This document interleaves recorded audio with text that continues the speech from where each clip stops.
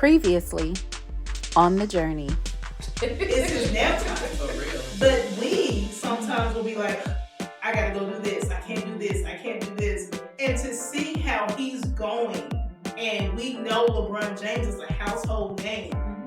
He is literally saying, I don't care how much money this show is paying me. It's my nap time. Right. Cut the cameras, I gotta go. Right. And he does that, and it's just, like you said, having that authority in yourself and that confidence in yourself to say no to other people and saying yes to you. Watching him, I was like, I need to, what am I doing? Why am I trying to say yes to everybody? And he's literally saying, I gotta go.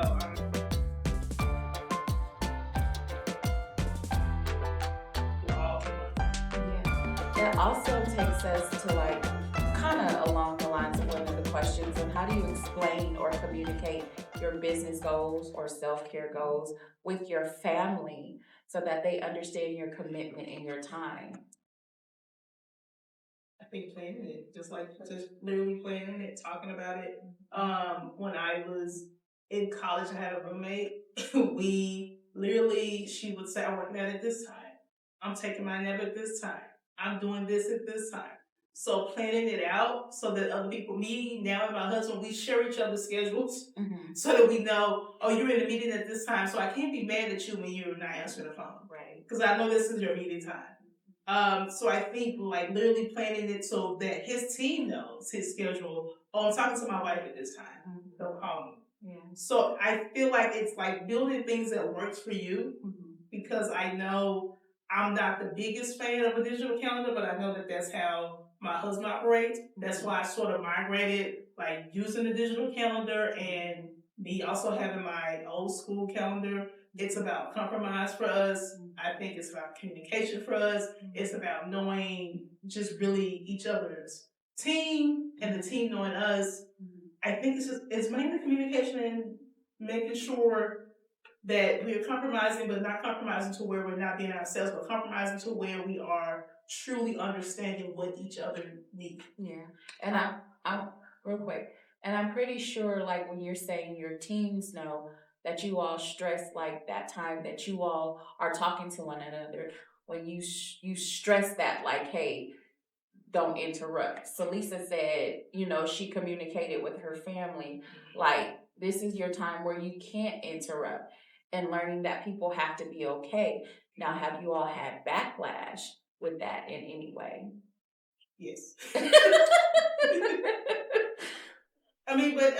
As I feel like, I don't know what your experience has been, but it's, with him, it's someone will call, but I was trying to call you. It's like, what do you need? Yeah. Like, was it important enough to where it's more of an empowerment of, could you have made the decision? Could it have waited? Because it's not like we're talking all day. You know what I mean?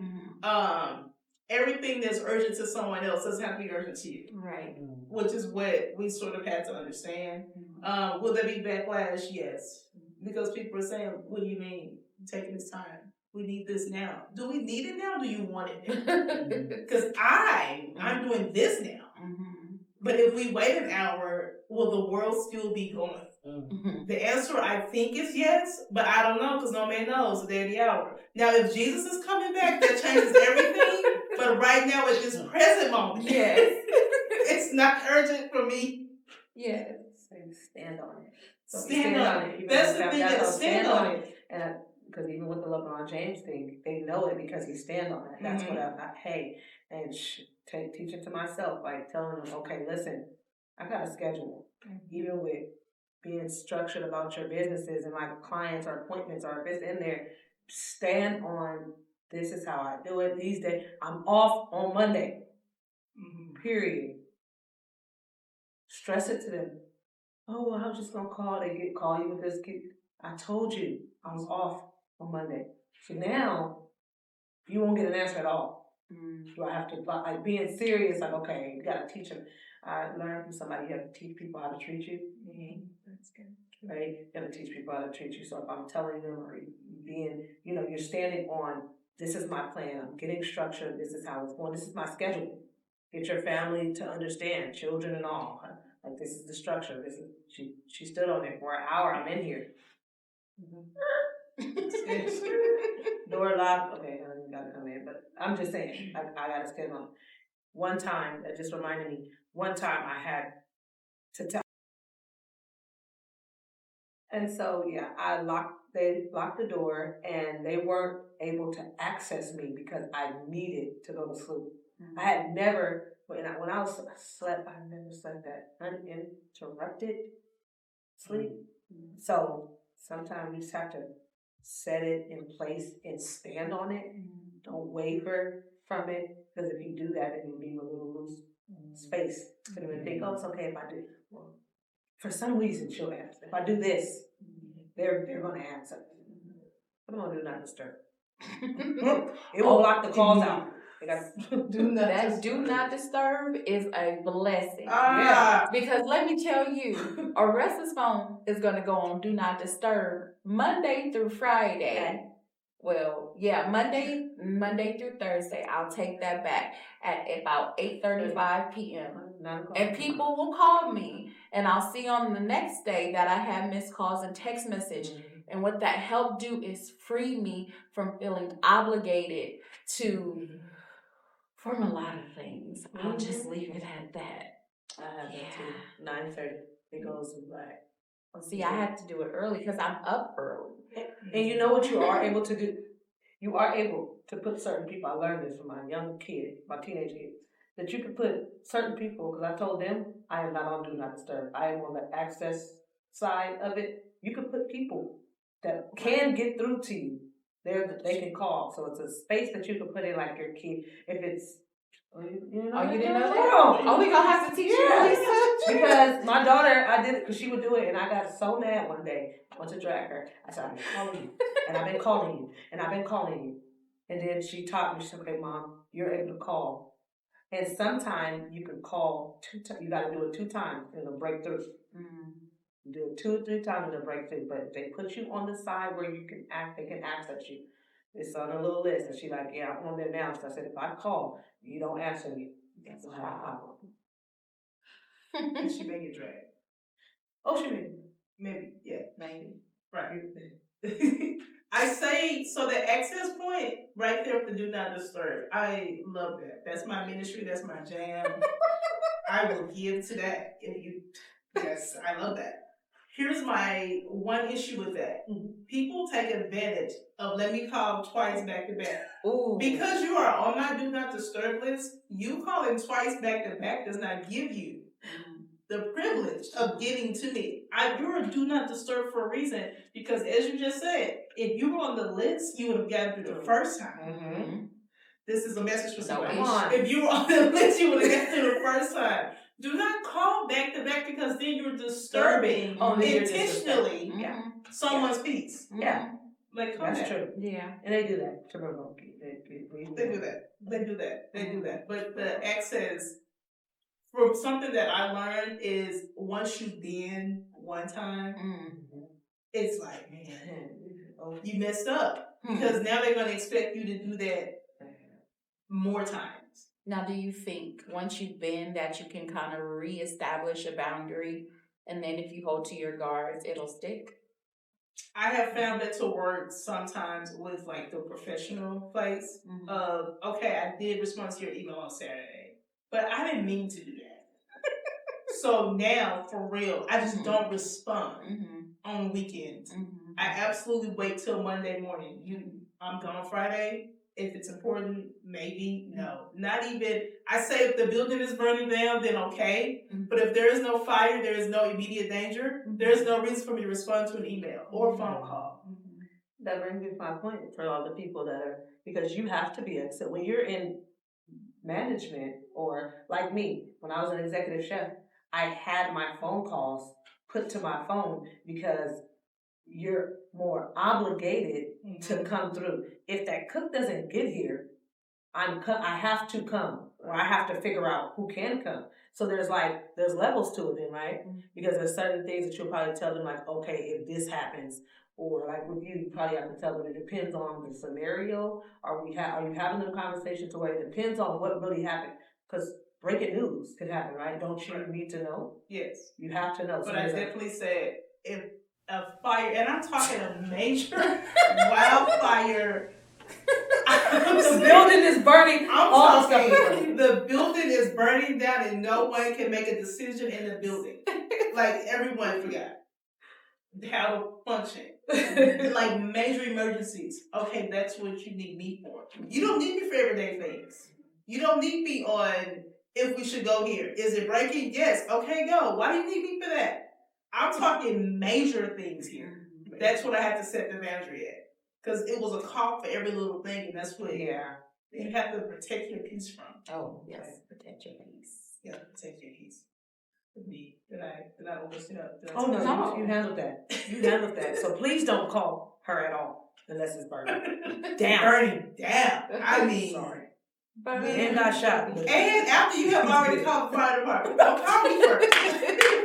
Protect your peace at all costs. Don't call. Protect it. Call the fire department and then say they're on their way. You should probably know that. Okay, I see where we are. Yeah. Because my first question will be, did we go? But I do think that there's importance in protecting your peace. But I don't want to stop anybody if you have a last thought. Lisa? No. She want to know about this and not disturb. I got you. She's been over here like, Side note. do not disturb. Yes, Steve. Are we good? All minds clear? You got anything else? No, I'm good because I feel like you answered my 3 questions about the prioritizing, and then we talked about the guilt, but then I did the next day because I felt guilty. I think that was a lesson I'm learning from Michelle. Listen, I told y'all. she got all them gems, okay? Right, I need to write that down because do I feel like I'm gonna breakfast every day? No.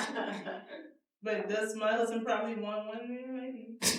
Absolutely. My husband's cook. Okay, I bet we'll have a side conversation. Your husband's cook, yes. I'm just wondering because I don't know. That's a different topic for a different day, I'm sure. Because I'll have some questions for you guys about it. Do they cook? Because all of you guys are talking about I'm cooking for him, but They do. there's some that They like cook. to be the Right. cook. Yeah. Is there an issue with They that? cook, they clean, they wash clothes, they fold them. Right. I mean, Because some men, I heard I want to relieve some of your stress too. Is it okay? Mm-hmm. Pick up the kids, yeah. It's not just, I think we need to get out of the habit of thinking this is what the woman's supposed to do. Right. Yeah. This is what the man's supposed to do. Like I tell my husband, it's your job to take out the trash. He's like, no, it's not. But I mean, he does it, but then I also take it out. Like what separates me from taking it out? I can't just say, that's like him saying, it's your job to fold the clothes and wash them. That's not like, you know what I mean? Or it's your job to clean the bathroom. No, if you see something, we're one. You help. Yeah. That's how it There goes. we go. It's not about, your job is this, your job is that. That's not how we work. Because, I mean, that you can't keep a foundation like that. It's not going to be, you ain't going to stand on nothing if that's the case. But no, there's no certain titles or duties that anyone is supposed to be doing. Do women cook most of the time? Yes. But, I mean, that doesn't mean that that's your job. If you feeling, goofy and you feeling like a chef, go ahead, jump in there and come on, chef, for it. Go ahead. I'm not stopping you. Because who likes to sit down is me. So, I mean, there's no certain titles that I think anyone is given. I mean, there are certain things that the women will do more than the men will see and like to do things a certain way. Right. Now, that's another subject. They're not always going to do it your way, unfortunately. But you have to accept that they put in an effort to try. Yeah. I think that's the important part. You don't want to let anybody down. I mean, I do say stuff like, you didn't see that in the corner? I saw it. But, and that's just a matter of like, next time, can you be a little more, I got to be a little more, but it's a matter of you just trying to help each other, but also, it's a teaching process, regardless of the situation. Like, no one's too old to be taught. Yeah. I think that's what we have to realize, and that's what you realize a lot in a marriage. It doesn't matter. No one's too old to be taught or learn something new or do something differently. But no, men cook. No, I'm taking that all day, okay? Men cook. Amen. So that answers your Right. question. And my husband folds better than me, so. Hey, mine. He love to do it. I'm like, you good at that. Boosie's good at that. That's the department store party. I'm sad. Oh my goodness. Well, I have definitely. Did you want to say something? I was just gonna say it's just a matter of working together as a team, as one, because that's what it's really all about. Yep. One may do something better, one may do something faster, and just working together. Because I know, like even cleaning the bathroom, like the other day I was cleaning the bathroom, and my husband came in and he started in the area where the toilet and the shower is, and I was over there with a tub and a sinks are, and we just got it done. Yeah. And it's just faster. Then we have more time with each other. Right. Well, I have thoroughly enjoyed this conversation with you ladies. It is definitely something that needed to be said, like it was needed. I think one of the things, just to those of you on the other side of the camera, is that you can do what you need to get done. But again, like we've said, don't beat yourself up. Give yourself some grace. Solicit help, okay? If you got kids, if you got a husband, they do help, okay? Put them children to work. Amen. They know how to wash dishes. Okay, they can cook too. But whatever it is, like it is a balancing act, but we always want to invite God into the mix so that He can be with us, so that He can help us, and then give yourself that self-care time.